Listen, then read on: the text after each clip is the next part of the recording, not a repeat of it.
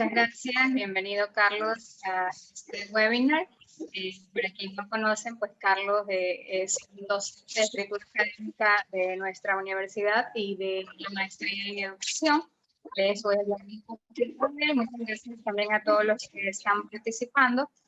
Carlos, pues, tiene sus estudios superiores en la Universidad Andina Simón Bolívar.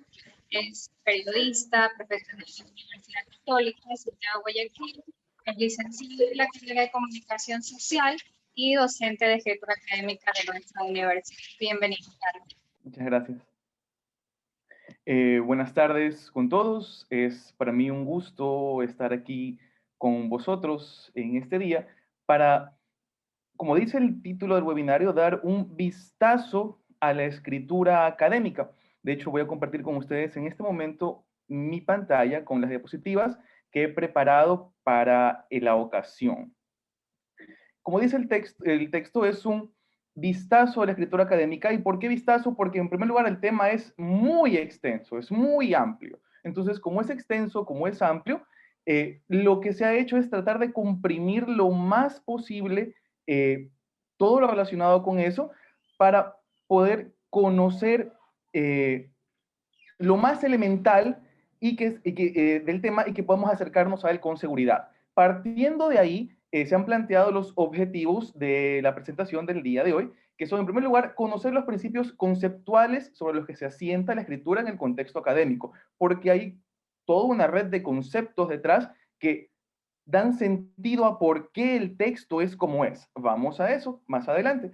Y el segundo objetivo es plantear herramientas metodológicas, asimismo elementales, y recomendaciones para adentrarnos con seguridad y con menos temor al ejercicio de escritura académica. Y ya que hablo de seguridad y temor relacionados con la escritura, ese par de puntos me recuerdan o me llevaron a escoger eh, de dónde vamos a comenzar.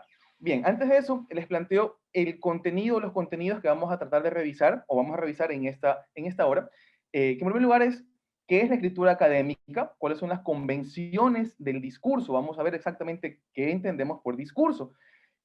Los géneros discursivos académicos, es decir, qué tipo de textos nosotros nos podemos encontrar en la esfera académica y qué estructura tienen, junto con la intertextualidad. Es una palabra que suena un poquito compleja, pero en realidad ya vamos a verla mejor. Y que obviamente esta palabra también define el espíritu del texto académico. El tercer punto es el estilo académico, y aquí ya nos adentramos de lo conceptual a lo formal, es decir, vamos a examinar cómo está escrito el texto, cómo está compuesto, y vamos a ver consejos sobre qué podemos hacer para escribirlo mejor. El cuarto punto es algo que también es está muy conectado al texto académico, que es la referenciación. Es decir, los sistemas que existen para dar crédito a la información que nosotros vamos a utilizar. Y vamos a hablar específicamente de un sistema de referenciación que son las normas APA séptima edición, que es son las que más se utilizan en este contexto. Y finalmente tenemos el último punto, que es el de los gestores bibliográficos, porque junto con las normas APA, que he descubierto también que pueden ser un limitante para las personas que desean adentrarse a esta actividad, junto con las normas APA tenemos también la ayuda para referenciar, que son los gestores bibliográficos. Ya vamos a ver de qué se trata todo esto en una hora. Bien, entonces yo quisiera iniciar la aproximación con un par de caricaturas. Dos caricaturas. Esta es una que ya estamos viendo, que representan los problemas más comunes para escribir y más aún escribir en el contexto académico. Tenemos en primera instancia una caricatura de Mafalda. Aquí está Manolito, me parece que es. Manolito está escribiendo una tarea. Está haciendo una tarea de escritura. Y dice, composición, el tema es sobre la primavera.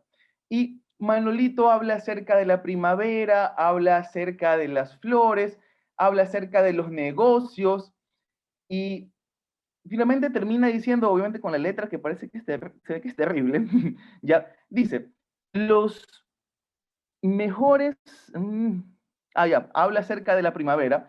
Ya, los negocios cierran más tarde. Recordemos que papá Manolito tiene un negocio. Los negocios cierran más tarde porque ya no es tan oscuro tan temprano como en invierno, que a las 7:30 ya no se vende nada, y en cambio la primavera es mejor estación, así que todos andamos muchos más contentos con la primavera, con la llegada de ella. Entonces, obviamente vemos después el rostro de la profesora completamente compungido porque tiene que leer esto. Pues, ¿no? Sin embargo, la profesora no es consciente de que el sistema educativo mismo es el que produce esto. ¿Por qué? Porque no trata a la escritura y a la lectura desde la perspectiva que debe ser tratada. En primer lugar, la primera dificultad de escribir es precisamente lo que evidencia Manolito, no saber de qué escribir. ¿Por qué? Porque el sistema nos ha acostumbrado a ser consumidores de conocimiento o, en el mejor de los casos, reproductores del conocimiento. Sin embargo, la cosa se pone color de hormiga cuando nos toca producirlo, porque no sabemos qué escribir. Y de ahí viene el segundo punto, que también es otro error del sistema educativo. Fijémonos en el título del texto de Manolito. Dice composición. No se me ocurre el título más general que ese, composición. Este título tan genérico nos evidencia otro error más, que es considerar a la escritura como una actividad generalizable. En pocas palabras, si yo ya aprendí a escribir en preparatoria, en primer grado, ya puedo escribir cualquier cosa y no hay nada más alejado de la verdad que eso. ¿Por qué? Porque la escritura es una actividad especializada dependiendo del tipo de texto que vayamos a escribir, dependiendo de los géneros que vayamos a escribir. Entonces, fíjense, yo he utilizado una palabra que ya vamos a mencionarla. Entonces, vemos que están dos problemas. Ser productor de conocimiento y pensar que escribir es una actividad generalizable. Entonces, no sabemos qué escribir. La siguiente caricatura me muestra a mí, en cambio, el otro lado, bueno, también obviamente nos fijamos que el registro del lenguaje de Manolito no es el más adecuado, partiendo de andamos, estamos todos más contentos, no es un registro propio de un texto para el colegio. Entonces ahora viene la segunda caricatura que ilustra el segundo punto, que es lo que la gente suele pensar del texto académico. Vemos aquí a Calvin y a Hobbes. Y Calvin dice, antes odiaba las tareas de escritura, pero ahora las disfruto. ¿Por qué? Porque Calvin ha entendido, según la caricatura, que el propósito de escribir es inflar ideas débiles, oscurecer los razonamientos pobres y dificultar la claridad. Y fíjense ustedes que es tan genial esto, porque sigue, con un poco de práctica, la escritura puede ser una niebla intimidante e impenetrable. ¿Quieres ver el resumen de mi libro? Y aquí viene el título, que es espectacular. Las dinámicas de intersencia y los imperativos monológicos en Dick y Jane, un estudio sobre los modos de género psíquico transrelacional. Y uno se queda con cara de signo de interrogación cuando ve esto. Y Calvin dice, academia, allá voy. Está segurísimo de lo que está haciendo, cuando en realidad lo que está haciendo es mostrarnos algunas de las ideas preconcebidas sobre el texto académico. En primer lugar, está la idea de pensar que el texto académico es complejo, oscuro. Mientras más oscuro es el texto, mejor. Todo lo contrario. Uno, está la creencia de que el texto debe tener palabras rimbombantes y grandilocuentes, cuando en realidad no es así. También está el temor de pensar que la escritura académica es solamente para iluminados, cosa que es menos todavía así, porque si algo que yo quisiera transmitir a ustedes en este momento es la idea de que todos podemos hacer textos de esta naturaleza. Lo único que tenemos que hacer es saber qué se espera del texto. Ahí está otro error más, desconocer qué se espera del texto en cuanto a contenido y a forma. ¿Qué debo hacer yo con él? Y esto obviamente viene de la dificultad de producir conocimiento. Entonces, a partir de estas dos caricaturas, que plantean los problemas más usuales para el texto, para acercarnos y más aún producir textos académicos, es que voy a iniciar con la materia en sí. Para esto, estimado público, he utilizado, y en general para la exposición, voy a utilizar citas correspondientes al tema y mucha atención porque con estas citas va a haber también trabajo posterior. Entonces tenemos 3 citas obtenidas de autores que hablan acerca del texto académico. La primera, el primer punto desde el cual se puede iniciar al momento de hablar del texto académico es haciendo hincapié y énfasis en la dimensión social y dialógica del texto académico. ¿Qué quiere decir esto? En primer lugar, la idea tranquilizadora, diría yo, porque bueno, a mí me tranquilizó al menos cuando me enteré de eso, la idea tranquilizadora de que cuando nosotros vamos a la academia a hacer un texto académico, voy a decirlo en términos muy coloquiales, no venimos a descubrir el agua tibia. Es decir, lo que nosotros hacemos no es completamente nuevo, sino que el conocimiento se fabrica, se gesta a partir de la interacción con el conocimiento que ya se ha formado sobre el tema. De ahí que, como vamos a ver más adelante, las tesis tengan también este apartado de antecedentes que ya conocemos. Entonces, esto que yo he mencionado se relaciona con lo que dice Carlino cuando menciona que en la investigación académica, la investigación académica está caracterizada por aportar conocimiento nuevo y original, y aquí este subrayado es mío, avalando o polemizando con el conocimiento. Es decir, siempre el texto académico dialoga con el conocimiento que ya se ha hecho. Este conocimiento que ya se ha hecho lo escoge la persona que va a escribir. Como dice la segunda cita de Angulo, que dice, quien escribe convoca las fuentes. Y desde el momento en el que se asume un tema, se asume un propósito de escritura y se está influido por muchas voces. Tenemos aquí la idea de voces, es decir, la voz entendida como el conocimiento previo al cual yo recurro para fabricar el mío, para avalarlo o polemizar y en definitiva transformar el conocimiento. Entonces, si hablamos de transformar conocimiento, crear conocimiento, obviamente, estimado público, estamos hablando acerca de una forma determinada de escritura, o como dice el texto aquí de la cita de Sánchez Upegui, un discurso especializado. Y aquí esta diapositiva nos lleva a los términos que debemos emplear ya en materia. ¿Qué es esto de discurso? ¿Qué es esto de género discursivo? Es un tema muy, muy complejo, pero voy a tratar de sintetizarlo así lo más posible. Un discurso, estimado público, para comenzar, para yo hablar de esto, tengo que tener en mente estas palabras, o palabras clave. Contexto, discurso y género discursivo. Todo empieza con el contexto, estimado público. El contexto entendido como las circunstancias que se mueven alrededor del texto o acto comunicativo que se gesta. Es decir, las circunstancias determinan lo que yo voy a hacer y cómo lo voy a hacer.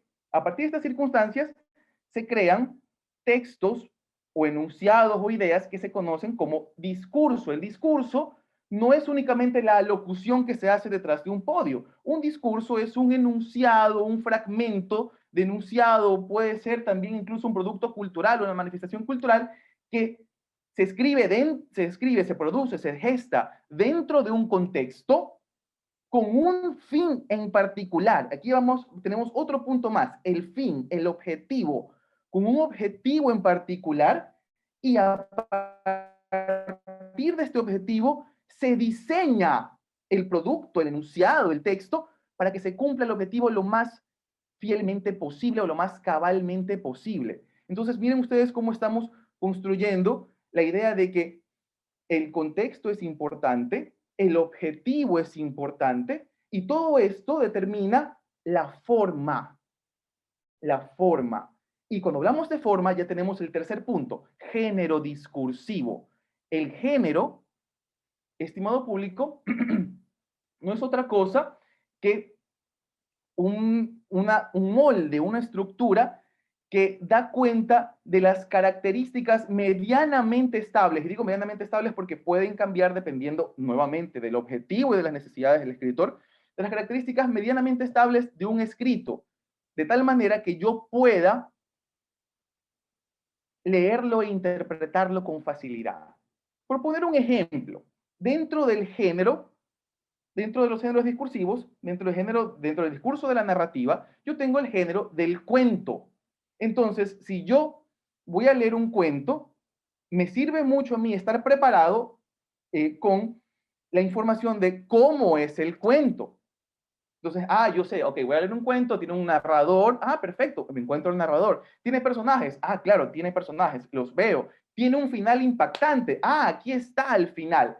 Y asimismo, de la misma forma, una vez que yo sé cómo es un cuento, puedo aproximarme a él, puedo escribirlo si es que así lo deseo. Entonces, con todo esto en mente, vamos a establecer las características o las convenciones del discurso académico, ¿ya? Habiendo conocido lo que es el discurso, lo que es el género discursivo y obviamente lo que es el contexto. En primer lugar, el género académico se mueve en el contexto, valga la redundancia, de la esfera académica y científica. Partiendo de ahí, ya podemos saber el resto de características. En primer lugar, la finalidad epistémica. ¿Qué quiere decir epistémica? Una finalidad orientada al conocimiento, a reflexionar en torno a la construcción, producción, difusión y transformación del conocimiento científico. Recordemos lo que decía Carlino hace un momento, polemizando o avalando. Entonces, cuando yo polemizo, estoy transformando el conocimiento científico. Después de esta finalidad, se juntan o vemos los géneros discursivos que pertenecen al discurso académico. En pocas palabras, los tipos de textos académicos que podemos encontrar, que son textos, que son géneros discursivos secundarios. ¿A qué se refiere con secundarios? Son especializados. Yo necesito una alfabetización constante, es decir, necesito una preparación constante para enfrentarme a ellos. Nuevamente vemos aquí cómo esta idea de que la escritura es una actividad general se rompe. Necesitamos siempre estar especializados en lo que vamos a escribir. Si yo quiero escribir cuentos, debo leer cuentos. Si yo quiero escribir poemas, debo escribir poemas. Debo leer poemas. Si yo quiero escribir textos académicos, debo familiarizarme con ellos. Es un género con el cual uno se alfabetiza por voluntad, si así lo desea. Después de esto tenemos los rasgos estilísticos del texto académico, que es decir, cómo está escrito. En primer lugar, y a diferencia de lo que planteaba Calvin, tenemos que el texto académico está orientado al orden, la claridad, la concisión, la precisión, y aquí viene un punto importantísimo, la neutralidad. Neutralidad. Y finalmente tenemos el rasgo más representativo del texto académico, que es la intertextualidad. La voy a definir de manera muy general como la relación de un texto con otro. Yo había mencionado que el texto, el discurso académico es dialógico y social. Obviamente, pues por esto. ¿Por qué? Porque los textos se relacionan entre sí. Ahora, una vez que ya conocemos las convenciones del discurso, podemos pasar a los géneros discursivos. Podemos pasar a los tipos de textos académicos que nos podemos nosotros topar. Y aquí viene algo interesante. Si bien es cierto, como dice aquí la cita, cada área del saber tiene sus propios géneros discursivos. Por ejemplo, si yo soy abogado, tengo el género discursivo de las sentencias. Si yo estudio literatura, tengo el género discursivo de los ensayos literarios. Entonces, cada área del saber tiene su propio género discursivo, sin embargo, hay géneros centrales que nosotros ya conocemos, como son la tesis, el ensayo, el artículo científico, que están presentes dentro del universo. Aquí tenemos lo que vemos en la diapositiva, estimado público, son algunos de los géneros discursivos del ámbito académico que nosotros nos podemos encontrar. Esta es una tabla eh, que evidencia, en primer lugar, vamos a leerla brevemente. Tenemos que en la parte horizontal tenemos la mención de los diferentes productos, el abstract, el ensayo, la tesis, el artículo científico, el artículo académico, la ponencia, el informe de investigación y un artículo de opinión. Eso es por el lado horizontal. En el lado vertical tenemos aquí 4 columnas: exposición, explicación, descripción, argumentación y narración. Esto lo vamos a ver más adelante de manera un poco más detenida. Sin embargo, aquí, por el momento, puedo decirles que cada texto, cada tipo de género, tiene, recuerden que yo les había mencionado de objetivo de escritura, ¿verdad? De por qué estoy escribiendo yo lo que persigo, lo que quiero. Entonces, en función de lo que yo deseo hacer, por ejemplo, vamos a ver aquí en el abstract. En el abstract yo deseo presentar brevemente los elementos fundamentales de un proceso de indagación. Entonces, como necesito presentar los elementos fundamentales, voy a exponer, exposición, explicación, con más intensidad, voy a describir con menos intensidad, por eso tenemos 2X, y voy a argumentar con mucho menos intensidad. Pero por el contrario, si yo tengo la tesis que propone un problema de investigación que se resuelve a partir de un proceso metodológico determinado y documentado, entonces yo tengo aquí, si propongo el tema de investigación y una resolución, tengo que la argumentación va a estar muy presente, acompañada con la exposición y finalmente con la descripción. Y así nosotros aquí podemos ver que cada tipo de género discursivo tiene un énfasis en un objetivo o función determinada. Pero podemos ver también aquí, estimado público, que el énfasis mayor se encuentra en la argumentación y en la exposición. Y eso es solamente obvio si tenemos en cuenta una vez más la construcción social del conocimiento. No lo olvidemos. Polemizar o avalar. Ahora, otra de las preocupaciones cuando hablamos de géneros académicos es, sobre todo para las personas que se están especializando, es el producir, nuevamente la producción, producir lo que nosotros investigamos en la tesis en un artículo académico. Ahora, aquí hay algo interesante. Hoy en día, si bien es cierto, antes había, digamos que una cierta libertad en cuanto a cómo estructurar la información de un artículo, hoy en día la mayor parte de revistas, si bien es cierto, tienen también sus lineamientos propios, pero la mayor parte se basa en esta estructura de artículo académico, que es la estructura introducción, métodos, resultados y discusión.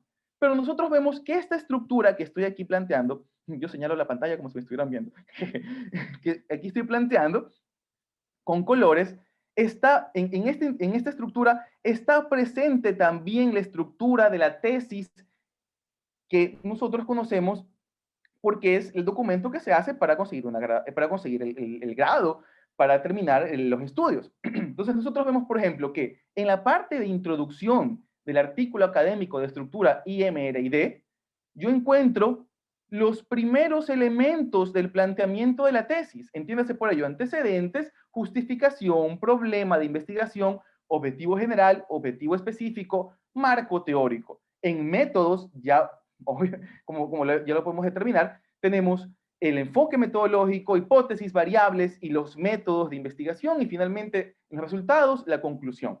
Esto que yo he planteado aquí es ese resultado de la lectura de manuales que existen hoy en día y que circulan en la red y que nosotros podemos encontrar si nos aplicamos en la búsqueda, de manuales que nos orientan sobre cómo hacer este tipo de documentos. De hecho, las referencias bibliográficas de esta presentación tienen uno de estos manuales, el texto de Sánchez Upegui del año 2011. Eso lo vamos a encontrar al final en la lista de referencias.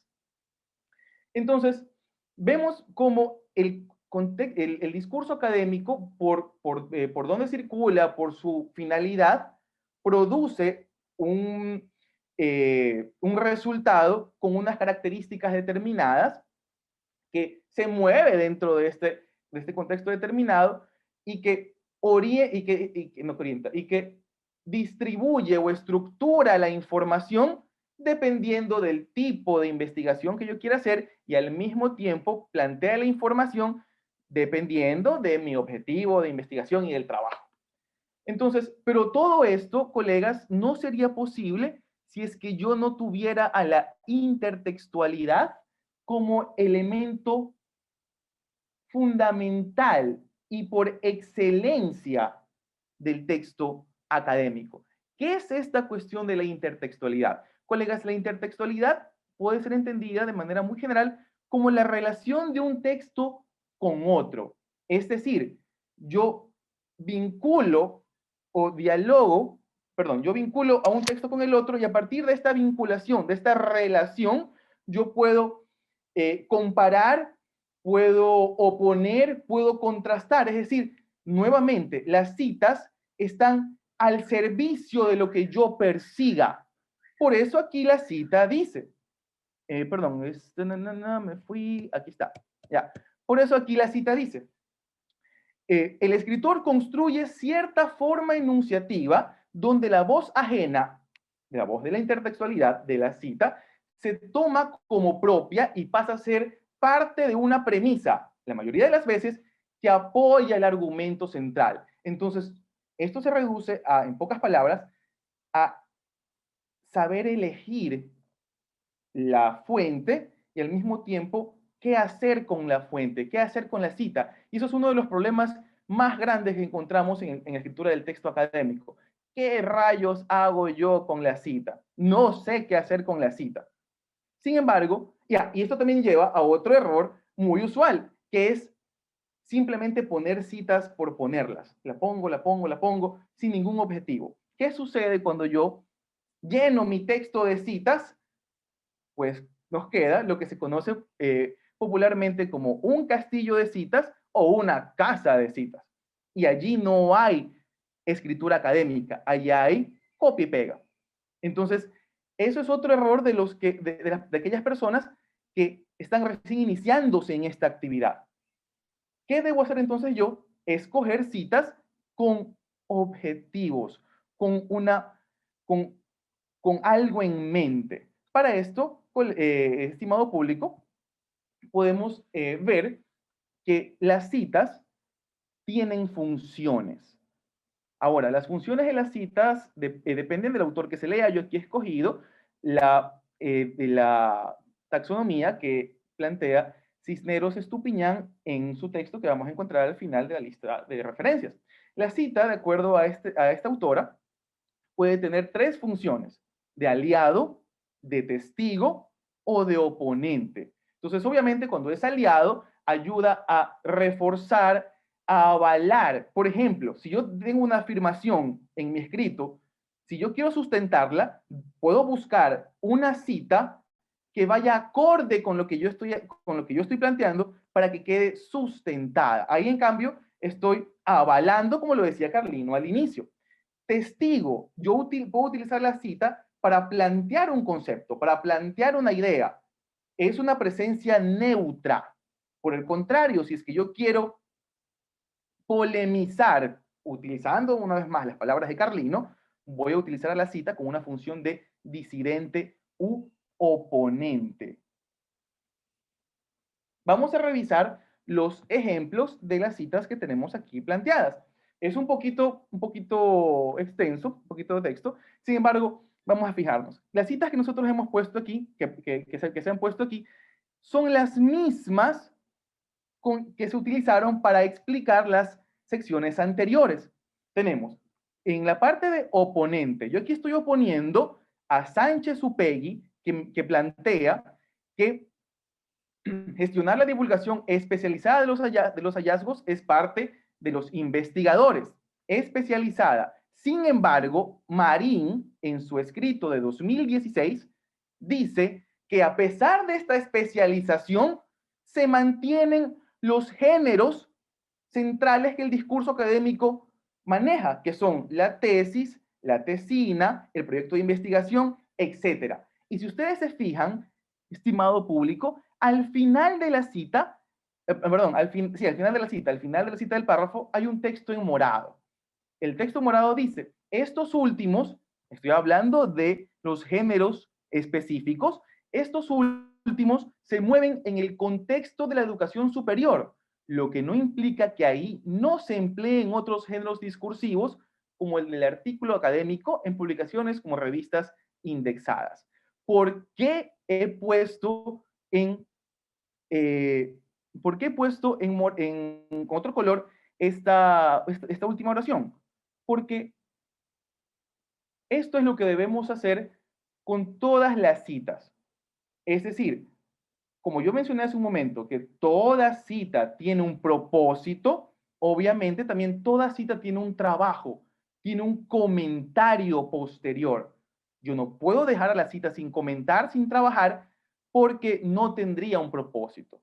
En este caso, yo de la oposición de lo que dicen Sánchez Upegui y Marín, he obtenido esta conclusión. Aquí estoy utilizando las citas como oponentes. Fijémonos, en cambio, en el punto de abajo, cómo se usa la cita como testigo. Se usa la cita como testigo para plantear las características del texto académico. Dice, y fíjense ustedes, es la misma cita de Carlino, pero está presentada, está contextualizada, y vamos a ver qué significa esto. Dice, testigo, la fidelidad epistemológica es, quizás, la cualidad más representativa del texto académico y de investigación. Y ahí entra Paula Carlino a decir que se caracteriza por aportar algún conocimiento nuevo y discutir, bla, bla, bla, bla, bla. Y si ustedes se fijan, tiene aquí el año, el número de página, que es la referenciación adecuada, que ya vamos a hablar de eso. Por otro lado, tenemos la cita de aliado. Aquí yo estoy complementando lo que dice Angulo con lo que dicen Aguilar y Fregoso. Angulo dice, el autor, desde que selecciona un tema y asume un propósito, está siendo influido por muchas voces, por muchas voces. No voy a subrayar. Ya. Por muchas voces. Tengo el término de voces y aquí arriba Angulo también habla acerca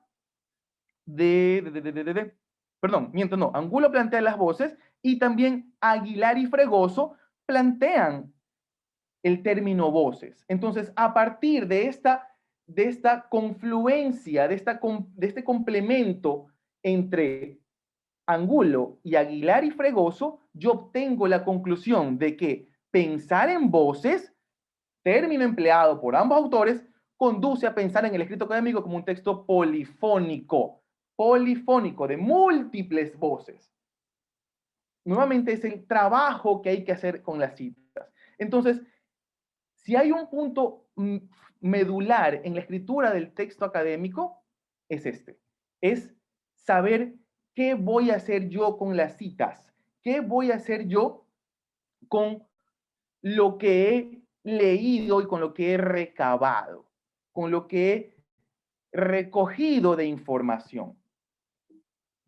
Es el trabajo con la intertextualidad. Entonces, de aquí podemos obtener la idea de que las citas tienen un propósito. Yo debo utilizarlas, debo llamarlas, debo convocarlas con un objetivo en particular. Pasando al siguiente punto, una vez que ya hemos pasado de lo conceptual, las bases conceptuales del texto académico, podemos pasar a las herramientas metodológicas o formales. ¿Qué puedo yo hacer para que mi texto académico sea mejor? Entonces, en primer lugar, yo debo saber que todo escrito se compone por 4 secuencias textuales básicas. Me parece que hay 2 más, pero esas no son relevantes para el tema.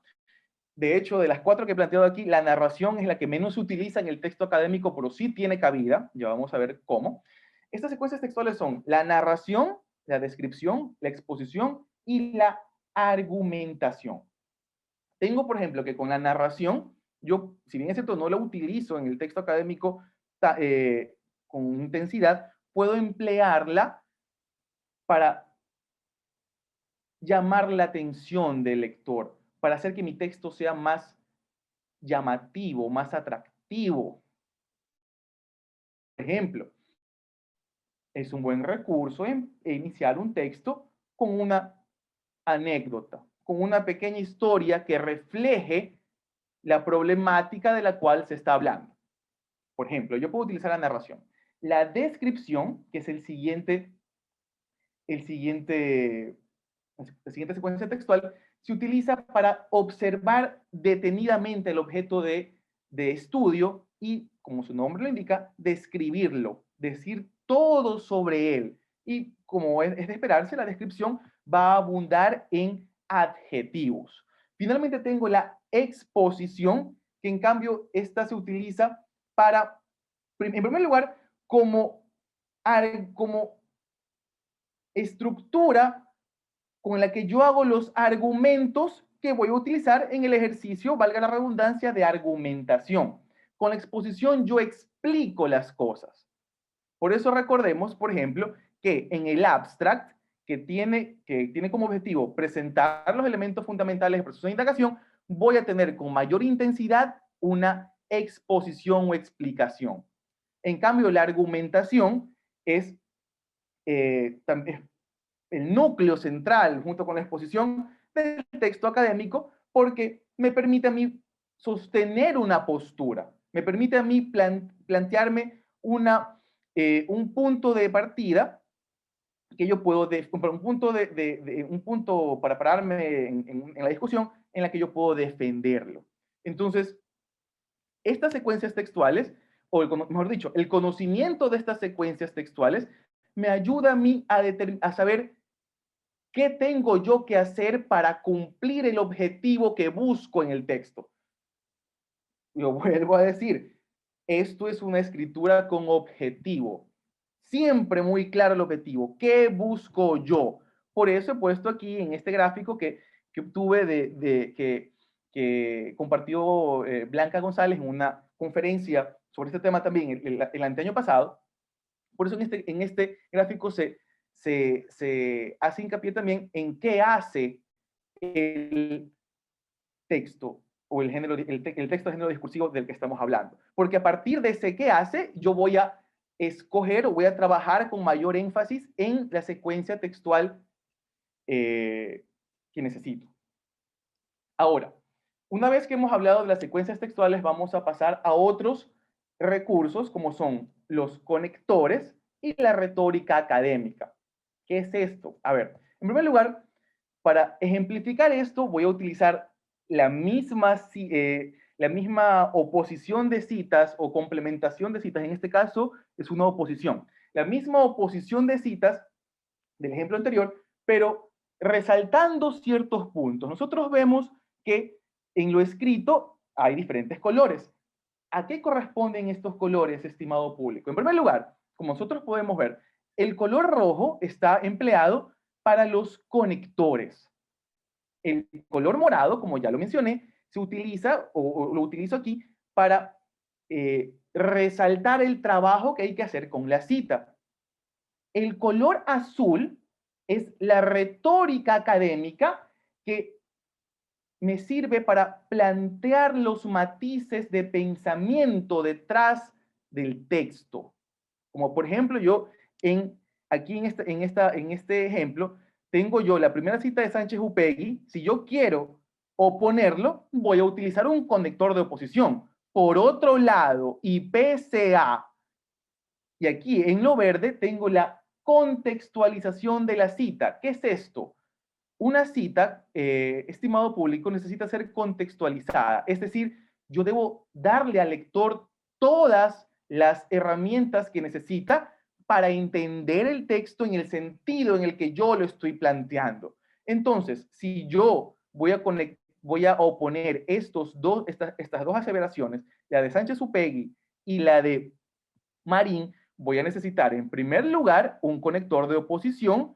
Voy a tener que contextualizar la cita de Marín porque esto se relaciona, o Marín habla de la especialización que menciona Sánchez Upegui, y también yo voy a necesitar matizar el proceso de pensamiento, es decir, voy a tener que decir qué hace con él, qué se hace con él. Entonces, aquí yo estoy diciendo que Marín se opone a Sánchez Upegui y al mismo tiempo que se opone, desarrolla un poco más el tema. Entonces, ahí está eso está planteado con el van más allá y hacen hincapié en. Entonces, se fijan ustedes, es un manejo armónico de todos los elementos necesarios para conseguir mi objetivo.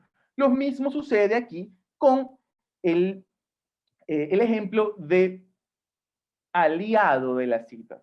Tenemos que, primero, el texto en verde contextualiza la cita. De acuerdo, el ejercicio de argumentación en el texto académico exige una cuidadosa selección de fuentes, acorde con el propósito. Y aquí viene, de acuerdo a Angulo, yo necesito presentar y decirle al lector, oiga, aquí viene una cita, de acuerdo a Angulo, ahí abro la cita. Quien escribe, bla, bla, bla, bla, bla. Ahí viene el conector, lo que yo utilizo para enlazar ambas ideas. En ese mismo sentido, y vuelvo a contextualizar la cita para que el texto sea fluido.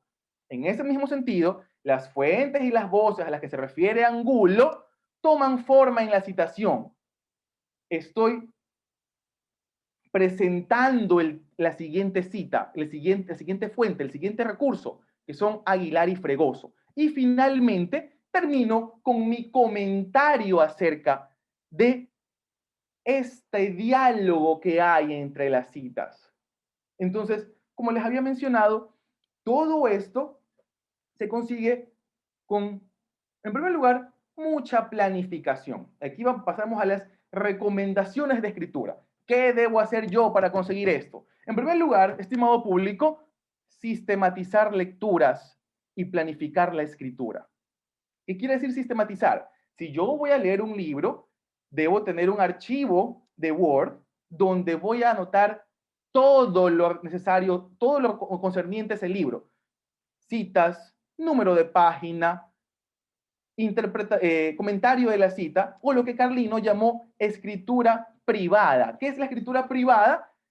Lo que yo utilizo para llegar al producto final. Por ejemplo, yo tengo escritura privada para esta presentación, porque antes de yo escribir todo esto, he debido sistematizar la información, primero escoger las lecturas, después sistematizarla, escoger una estructura y finalmente plasmarla. Para hacer una comparación así muy elemental, nosotros cuando vamos al teatro vemos el producto final de la obra de teatro, pero sabemos que detrás de ese producto final hay incontables horas de ensayo. Lo mismo pasa aquí. Nosotros vemos el producto final, pero lo que no sabemos es que detrás de detrás de ese producto final, hay un proceso enorme que es un proceso de sistematización y de planificación de la escritura. También, dentro de la planificación, yo debo tener en cuenta las relaciones de sentido que hay entre las ideas. Es decir, por ejemplo, aquí en Angulo y Fregoso tengo una relación de complementación. Entonces, utilizo el conector adecuado. En el caso de Sánchez Upegui y Marín, tengo una relación de oposición. Entonces, utilizo el conector adecuado. Y esto de los conectores es importante, conectores y marcadores textuales, porque un conector cumple la función de marcador textual, es decir, indicarme qué parte del texto estoy leyendo. Los conectores, los conectores son una muestra de consideración con el lector, porque en primer lugar le informa al lector por dónde va, en qué parte del texto está leyendo, y también deja claro al lector cuál es la relación de sentido entre las ideas. Y para no repetir conectores, siempre es aconsejable tener a la mano una lista de conectores. Lo mismo pasa con el registro del lenguaje. Yo debo escribir de manera formal. Y aquí voy a decir algo que parece elemental, pero creo que es necesario decirlo. No podemos bajo ninguna circunstancia escribir como hablamos. Nunca. ¿Por qué? Porque pertenecen a registros diferentes de la lengua. Entonces, para eso es útil tener listas. Esto es como herramienta de consulta. Una lista de conectores para yo elegirlo de acuerdo a mi necesidad. Entonces, si quiero añadir, puedo elegir también igualmente. Si quiero oponer, puedo elegir más, pero sin embargo, no obstante. Si quiero expresar causalidad, puedo elegir por qué, cómo, por esa razón, etcétera. Y asimismo, debo yo tener una lista de palabras del registro formal. En lugar de decir es, plantear consiste en, se trata de, en lugar de decir publicar una noticia, difundir una noticia. Es decir, encontrar el lenguaje adecuado para el contexto del escrito. El lenguaje, estimado público, es como la vestimenta. Yo me visto de acuerdo a la ocasión. Yo no voy a ir a un matrimonio con pantaloneta, BBD y zapatillas. Así como tampoco voy a ir a la playa en smoking. Es exactamente lo mismo. Más consejos. Ya aquí hablando en la escritura. En primer lugar, escribir oraciones cortas con sintaxis usual y asertivas. ¿Qué significa esto? Oraciones que tengan una idea por oración. Esto yo siempre recomiendo a mis estudiantes. Evitar acumular demasiadas ideas en una oración porque eso no permite ver o apreciar la jerarquía que hay entre las ideas. ¿Qué es esto de sintaxis usual? Escribir sujeto, verbo, predicado, complemento.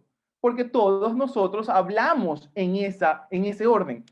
Nosotros hablamos en ese orden. No es lo mismo decir en ese orden hablamos nosotros. Y si la claridad es el objetivo del texto académico, yo debo ser lo más, valga la redundancia, claro posible. Y escribir de la forma en la que más se entienda.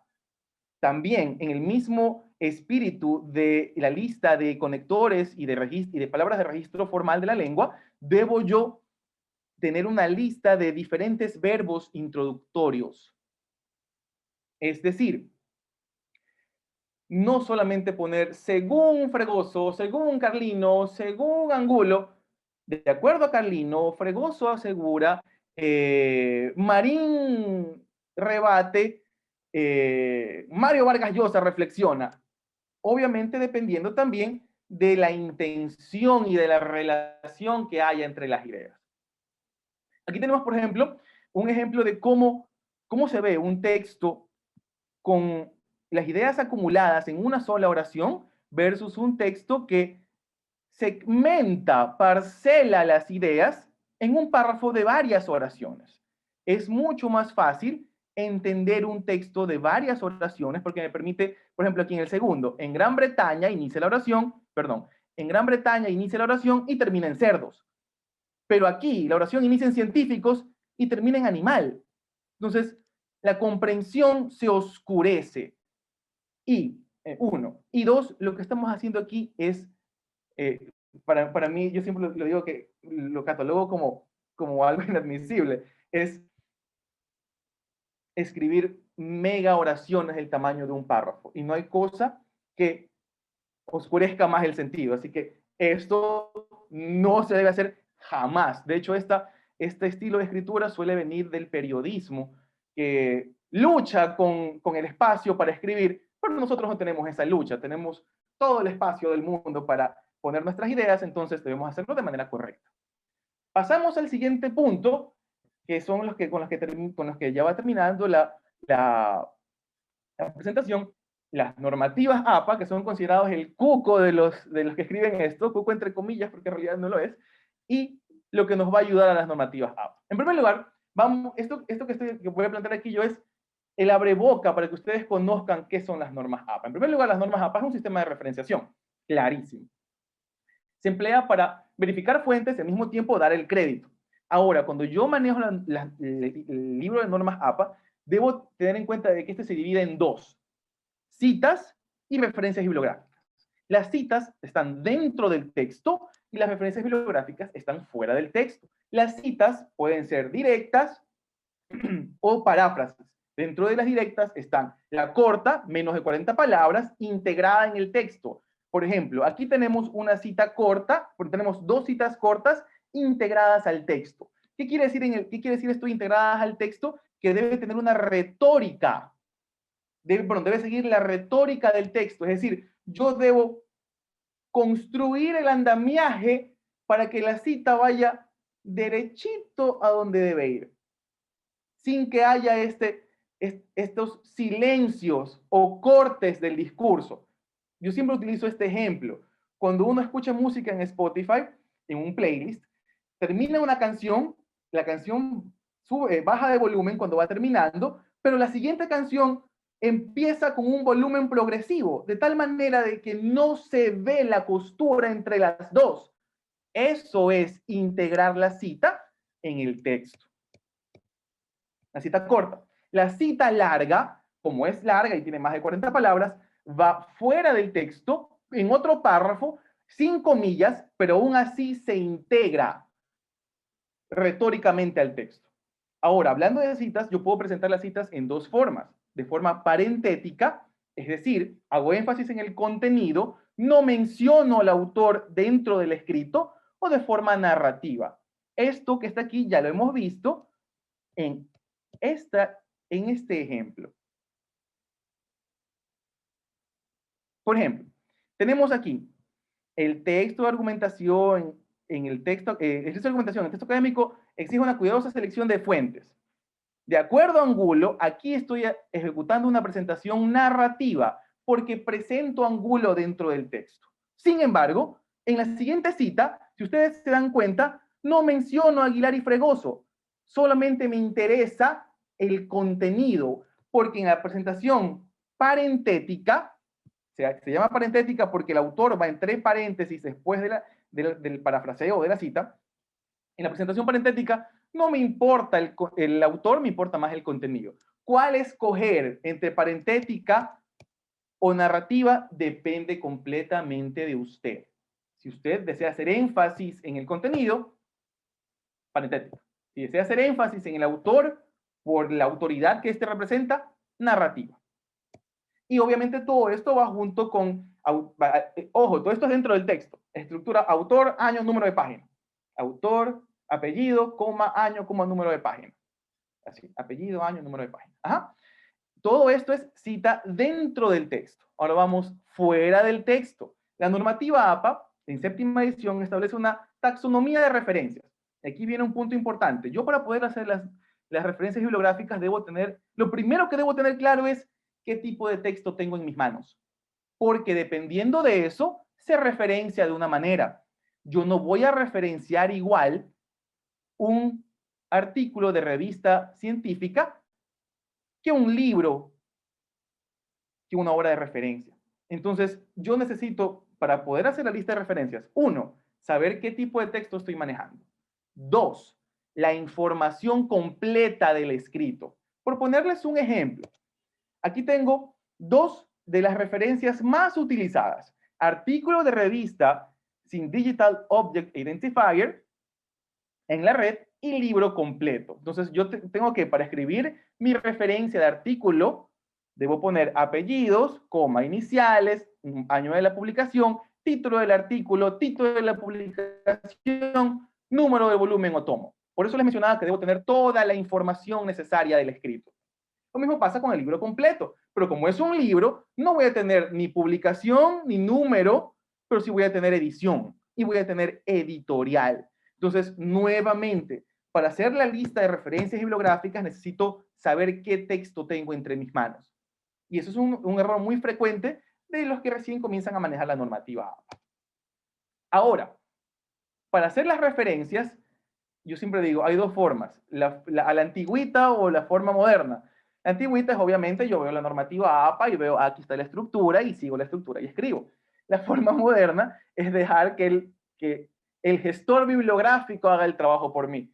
Sin embargo, mi recomendación es que ustedes trabajen en una combinación entre lo antiguo y lo moderno.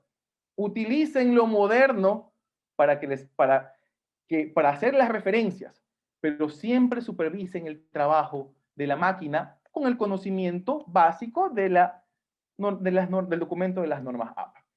Este programa que hace las referencias por nosotros se llama gestor bibliográfico. Sistematiza la información de las referencias y crea por mí la lista de referencias bibliográficas. y se puede guardar en la nube la información. Hay diferentes programas, los más usados son Zotero y Mendeley. En mi experiencia, yo he utilizado Zotero y utilicé Zotero en mi proceso de maestría y nunca más me tuve que volver a preocupar por la referenciación porque Zotero hacía el trabajo. Pero nuevamente, hay que supervisar a la máquina. Para finalizar, me gustaría plantear competencias fundamentales para el trabajo académico que viene de un documento de la doctora Montserrat Castelló del año 2009. De acuerdo a esta autora, para yo crear un texto académico necesito, en primer lugar, concebir a la escritura como elemento de aprendizaje y pensamiento. Nuevamente, hablar acerca de el diálogo entre los textos para transformar el conocimiento. Yo necesito conocer las actividades implicadas en el proceso de composición de textos académicos. Debo seleccionar crítica y pertinentemente las fuentes. De ahí que la escritura del texto académico inicia mucho antes de poner la primera letra. Inicia cuando yo abro el Google académico para buscar la información. Desde ahí estoy escribiendo mi texto académico. Necesito anotar mucho, necesito relacionarme con el texto, planificar, escribir, reescribir y revisar. De hecho, yo siempre les digo a mis estudiantes que no es un trabajo de escritura, es un trabajo de reescritura y casi que artesanal, porque uno escribe, no le gusta, reescribe, escribe otra oración, lo pone de otra manera y al final ves todas las formas que lo has hecho y escoges una sola y sigues con el texto. Y puedes pasar literalmente días en un párrafo o en una oración. El señor Flaubert, el autor de Madame Bovary, dice la leyenda que pasaba semanas en una oración. Eso es tener empeño para escribir. Bien, necesitamos saber o conocer a la comunidad científica, conocer las convenciones asociadas al género, que es lo que acabamos de hacer ahorita, dialogar con los textos y actualizarnos permanentemente. La lectura no puede faltar. Y finalmente, necesito escribir teniendo en cuenta el receptor en mente y teniendo en cuenta los objetivos claros que yo voy a perseguir. Bien, a manera de cierre, estimado público, tengo preparados 4 pequeños ejercicios, de lectura sobre todo, porque la escritura obviamente es algo que debemos prepararnos constantemente nosotros. En primer lugar, tengo reconocer la función de las siguientes citas en el texto. Vamos a hacer lo siguiente, vamos a interactuar un poquito con el chat. Tenemos la primera cita, que es de Carlino, 2003, del texto leer textos, artículos académicos, obstáculos y bienvenidas a una nueva cultura o algo así, estoy parafraseando.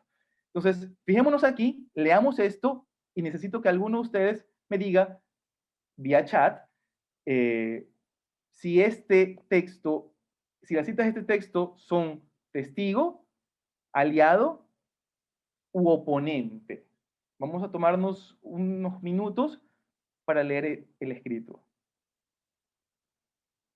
Ok, tengo aquí, por ejemplo, que Guido Vaca Moriano me dice que es testigo. Así es. ¿Por qué es testigo? Porque si nosotros nos fijamos, lo que está haciendo la autora, en este caso, es dejar sobre la mesa cuál va a ser su marco teórico.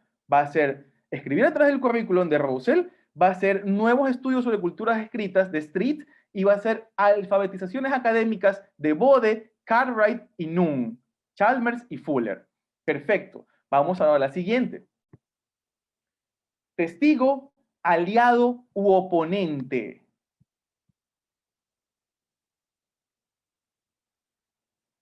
Testigo, aliado u oponente. Vamos a ver. Dice, por lo anterior, antes de avanzar en la generación de ideas sobre lo que se propone escribir, debemos atender la situación comunicativa, en el entendido de que no existe comunicación sin una intencionalidad que motive la producción de un texto. Esto lo podremos conocer si de manera individual nos preguntamos, ¿para qué escribo? La respuesta que demos nos hará conscientes de lo que hacemos para lograr un objetivo, Argudín y Luna, y de ese mismo modo podemos formular otras preguntas que, además, nos ayuden a planificar la escritura. ¿Qué nos proponemos escribir? En este caso, es una cita aliada.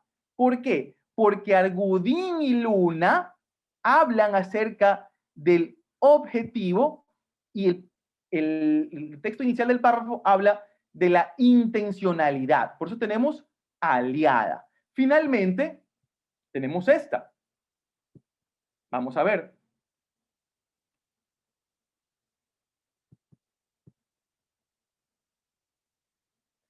Si los alumnos tienen lectura comprensiva, no deberían tener problemas con el texto.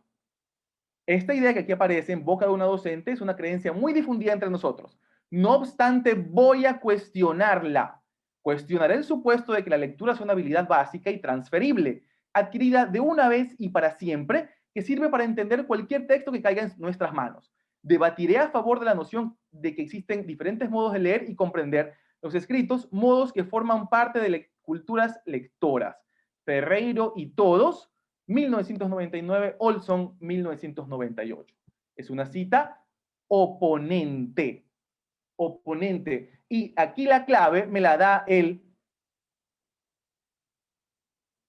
No obstante, voy a cuestionarla. Por eso también, estimado público, es que se dice que los conectores son marcadores textuales, porque a primera vista, si yo veo un no obstante y conozco qué significa el no obstante, digo, aquí están oponiendo ideas.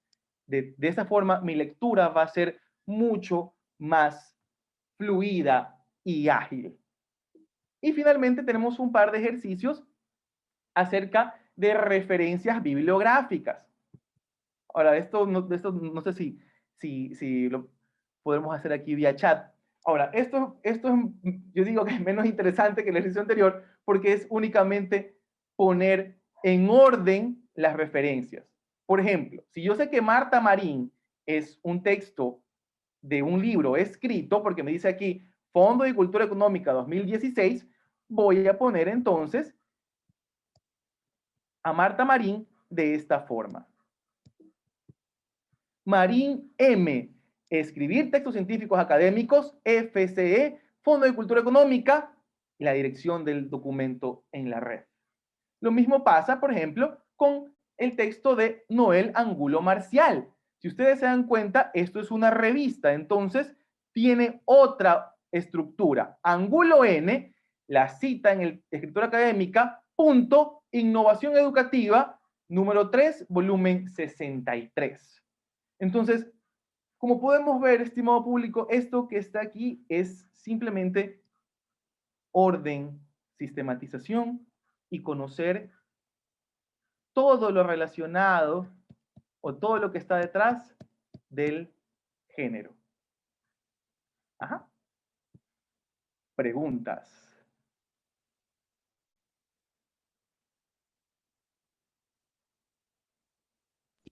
Carlos, muchísimas gracias. Excelente ponencia. He visto los muy buenos comentarios que has tenido de parte de todos los 791 participantes que tenemos en este momento. Y bueno, vamos a proceder con las preguntas. Tengo aquí una pregunta. ¿Qué pasa si no coloco citas en mi documento? Pues obviamente el documento va a carecer de fuerza, va a carecer de legitimidad. Es decir, claro, cada uno de nosotros obviamente se está formando para ser un experto en el tema, sin embargo, recordemos que uno necesita dialogar con los pares. Entonces, si falta ese diálogo, falta la seriedad de la comprobación. Entonces, se recomienda siempre utilizar citas. Ahora, esto también es un punto importante. No hay una respuesta adecuada sobre cuántas citas necesito poner. No, en realidad nadie le puede decir a uno un número cuando le dicen 50 referencias bibliográficas. No, más bien hay que seleccionarlas de acuerdo al escrito como tal y fijarnos que nuestro argumento se sostenga de la mejor manera. Yo comparo la argumentación con una mesa y las patas. La tesis es la superficie y los argumentos son las patas. Si yo tengo si tengo un argumento, la mesa no se va a sostener. Si tengo dos patas, se va a caer. Con tres patas puede comenzarse a sostener, pero va a quedar endeble. Necesito 4, 5, etc. Sí. Muchas gracias. Tengo otra pregunta de la señora Eva Cedeño. ¿Puedo escribir un artículo solo con citas de parafraseo? No, no, porque y eso es otra decisión un poquito complicada al momento de escribir. ¿Utilizo cita directa o utilizo un parafraseo? La cuestión es la siguiente. La mayor fuerza de enunciación la va a tener la cita directa. Entonces, por ejemplo, si yo necesito dejar claro un concepto y el concepto es fundamental para comprender el resto de mi razonamiento, entonces lo mejor es utilizar la cita directa, de tal forma que sea el lector el que consuma directamente de la voz de la fuente y no consuma la fuente que pasa a través de mi subjetividad, que es lo que sucede cuando yo hago el parafraseo. Porque un parafraseo, recordemos, es la reproducción de la idea de un texto A en un texto B, siendo extremadamente fieles al texto original. Entonces, no, yo aconsejaría un equilibrio entre parafraseo y cita directa, parafraseo y cita directa. Otra pregunta de Carolina Castro dice, ¿la paráfrasis de un autor se puede citar directamente en otro texto? Sí, a ver, no sé si entiendo, me están preguntando por la cita de una cita, en este caso hago la cita de una paráfrasis. Sí, pero aquí viene un punto interesante, que es también cuando yo lo aconsejo a mis estudiantes, es procuremos trabajar siempre con la fuente primaria. Por ejemplo, digamos que Carlos Villafuerte hace un parafraseo de algo que dice Mario Vargas Llosa sobre Madame Bovary en La orgía de Perpetuo. Entonces, yo puedo citar el parafraseo de Carlos Villafuerte sobre Mario Vargas Llosa, pero va a ser mucho más rico que yo vaya directamente con Mario Vargas Llosa a ver el texto y así poder entenderlo desde mi subjetividad y no depender de la subjetividad de Carlos Villafuerte. Entonces, la recomendación siempre es trabajen en la medida de lo posible, porque a veces que no se puede, y si no se puede, ya, pues ni modo. Pero en la medida de lo posible, trabajar con la fuente principal, la fuente primaria, si es que entendí bien la pregunta. Ajá. Otra pregunta de Olga Rivadeneira. Pregunta, si es una autobiografía, ¿también puedo poner citas? Claro, porque, o sea, no es exactamente un texto académico per se, pero lo interesante de la autobiografía es que también puede dar cabida a desarrollar el pensamiento de la persona sobre la que se está biografiando, en este caso, la persona ella misma. Entonces, si vamos a hablar del pensamiento, es claramente factible desarrollar ese pensamiento a partir de citas. Es decir, hacer una suerte de híbrido entre biografía, entre autobiografía y texto académico. Por eso es que yo decía al inicio que los moldes cuando hablamos de género, hablamos de moldes más o menos estables. Es decir, no va a ser siempre así, porque la forma del texto se adecua también a los objetivos que nosotros perseguimos. Raiza Mariscal, consulta, ¿es incorrecto hacer mucho uso de citas en bloque? Es decir, más de 40 palabras. Sí, porque, esto es otra cosa que también yo les digo a mis estudiantes, la estrella del texto es usted, no la cita, no la voz, es usted, porque lo que le interesa al lector es saber lo que piensa usted, pero si usted llena el texto de citas demasiado largas, su voz se va a ver opacada. Entonces, siempre la recomendación es, usted es la estrella, quiero escuchar su voz, no solo la voz de los demás. Entonces, en este punto es útil como herramienta la elipsis. Le voy a escribir aquí punto, punto, punto, asterisco, punto, no, asterisco, corchete, punto, punto, punto. La elipsis. De hecho, en algunos de las citas que yo he planteado he utilizado las elipsis. ¿Por qué? Porque dentro de esto hay más texto que a mí no me sirve y yo necesito ser conciso y específico. Sí. Van sumando las preguntas. Tenemos a Magali Barros que consulta, ¿qué recomendaciones les podría hacer a estudiantes que se están iniciando en la investigación? Paciencia, mucha paciencia, mucho tiempo. Trabajen con tiempo. Si ustedes pretenden trabajar a último minuto de la investigación, se los va a comer vivos. Y vamos a estar desesperados y muy probablemente alguien se va a sentir tentado a hacerle caso a esos pósters que abundan por las universidades que dicen tesis en 15 días, que es lo más terrible que podemos hacer. Nunca con eso. Entonces, paciencia y tiempo. Escribir es un trabajo casi artesanal. Ajá. Teresa Álvarez consulta, ¿qué eficacia y efectividad tiene el utilizar Word, las referencias bibliográficas según las normas APA? El problema con el gestor bibliográfico de Word es que a veces puede fallar. Entonces, yo prefiero siempre utilizar un programa que es un gestor dedicado y no un procesador de palabras que también tiene incluido un gestor. Narcisa Mera, ¿hay alguna página web donde podamos encontrar los libros madres, no revistas ni interpretaciones? ¿Nos podría recomendar alguna? Necesitaría una definición sobre qué considera el libro madre. Necesitaría aclarar qué entiende por libro madre. Si me pudiera aclarar qué entiende por libro madre, de mil amores responde. Ajá. Jorge Prieto, ¿cuál es la forma correcta de pasar el antiplagio? La forma correcta de pasar el antiplagio.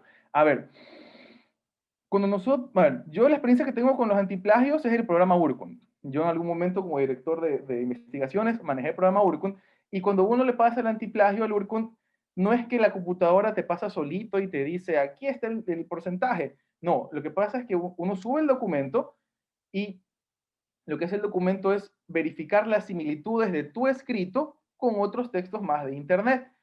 Obviamente va a haber estas similitudes porque estamos trabajando con las investigaciones de alguien más. Entonces, ¿qué es lo que hace el revisor? El revisor mete el archivo, el programa te dice, ok, mira, en este párrafo tenemos texto de esta página web o de este artículo.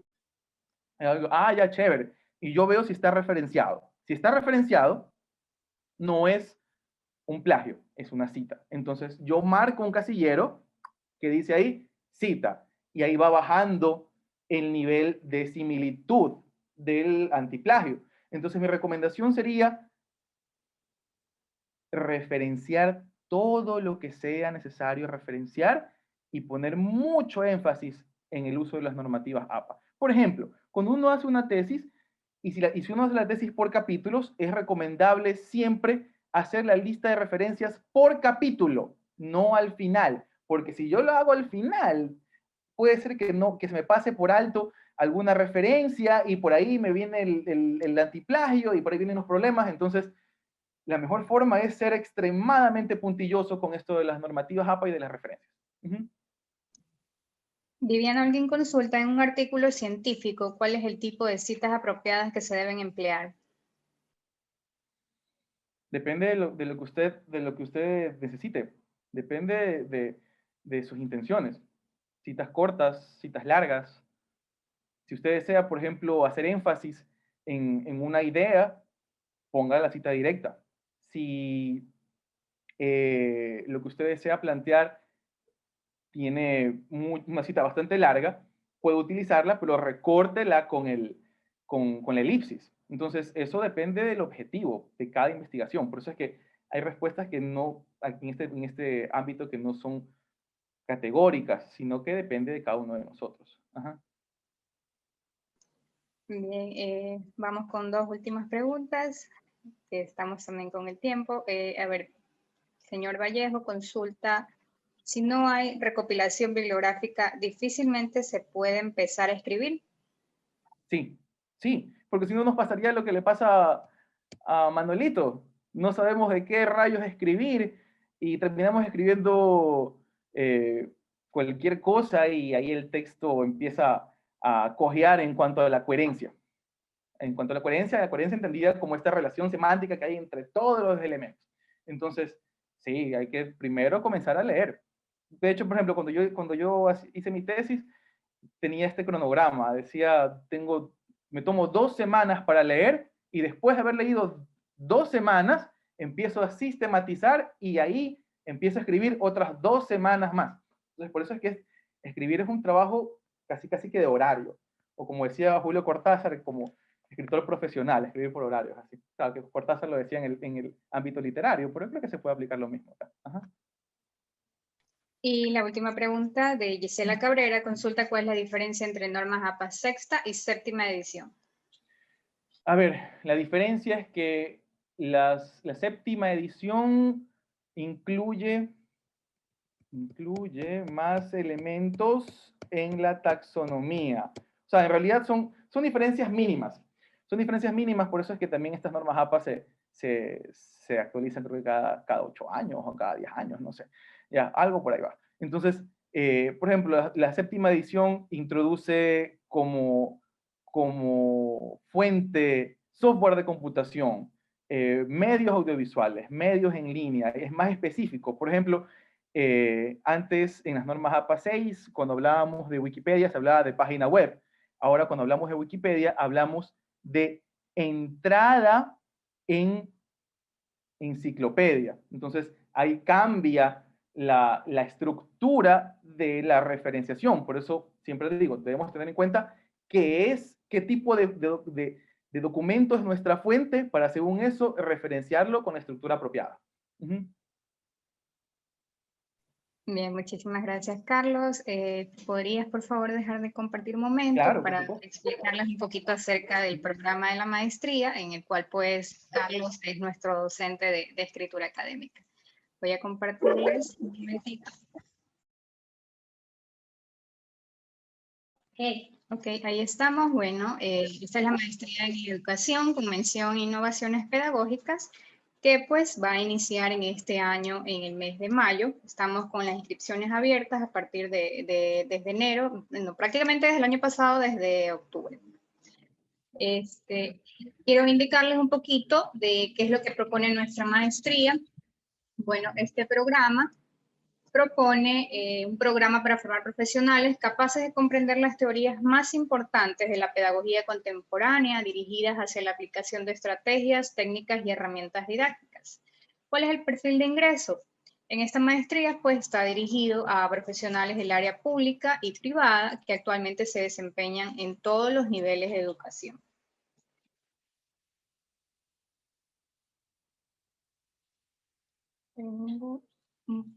Bueno, como podrán ver, esta es la malla que estamos ofreciendo actualmente. Tiene una duración de 1 año en la cual van a tener 2 ciclos y tienen ustedes para ver 11 asignaturas, más el trabajo de titulación. La maestría, como les indicaba, tiene una duración de 2 semestres. Contamos con docentes nacionales y extranjeros. Por el momento estamos ofreciendo la modalidad en línea debido a la situación de emergencia por la que estamos atravesando, ¿no? Y pues todos nuestros proyectos son reales. Las formas de pago, pues tenemos varias que serían convenios con el Fondo de Cesantía, en la cual obtienen un 30% de descuento. Saldría un total a pagar de 3.850 en modalidad online. Todo el costo de la maestría es de 5.700, pero con el 30% pues le salen 3.850. Adicional, pues si ustedes no tuviesen este convenio, también tenemos pagos de contados en donde se les realizaría un 25% de descuento. También si son parte del Ministerio de Educación, se les puede ofrecer un 10% de descuento, o la otra opción sería con crédito con medios de entidades financieras, con los bancos El Pacífico, Bolivariano, Guayaquil, entre otros, ¿no? Y este año pues tenemos también becas por excelencia académica, la cual ustedes pueden aplicar desde enero hasta el 2 de abril. Esto pues hay una serie de criterios de selección que ustedes tienen que aplicar, que si ustedes desean me pueden hacer llegar sus correos y yo les doy la información necesaria. Para el proceso de admisión, ustedes primero tienen que inscribirse. La inscripción tiene un costo de $200. y realizar un curso propedéutico que inicia este 20 de marzo. Dentro del proceso de admisión tienen que adjuntar documentos, los cuales ustedes pueden ver en este momento. Igual podría hacérselos llegar a sus correos. Y pues para mayor información pueden comunicarse al número que ustedes están viendo en este momento o escribirme al correo. Y para estar pues un poquito más pendiente de todos nuestros webinars o de nuestras informaciones de la maestría, pueden revisar nuestro Facebook o nuestro Instagram. Muchísimas gracias.